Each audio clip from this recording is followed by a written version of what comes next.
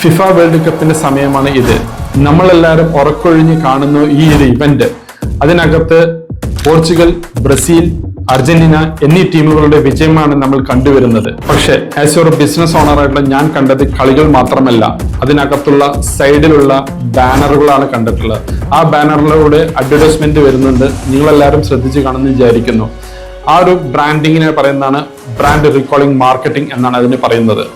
ഇന്ന് ലോകത്ത് FIFA world cup കാണുന്നത് 5 ബില്യൺ പീപ്പിൾസിൽ കൂടുതലാണ് കണ്ടുവരുന്നത്. ആ ഒരു സ്പോർട്സ് ഇവന്റിൽ കൂടെ തന്നെ ഒരു ബ്രാൻഡിന്റെ വിസിബിലിറ്റി കൂട്ടാൻ ലോക്കൽ മാർക്കറ്റിനെക്കാളും 100 മടങ്ങ് കൂടുതലാണ് ഈ ബ്രാൻഡിങ്ങിലൂടെ. അതായത് ആഡിഡാസ്, കൊക്കോകോല, ഹുണ്ടായ്, ബിസ എന്നിങ്ങനെ ഇന്റർനാഷണൽ ബ്രാൻഡുകൾ ഇന്ന് നമ്പർ 1 ആയിട്ട് ലോകത്ത് നിൽക്കാനുള്ളത് ഇങ്ങനെയുള്ള ഇവന്റ്സിൽ സ്പോൺസർ ചെയ്യുന്നത് കൊണ്ടാണ്.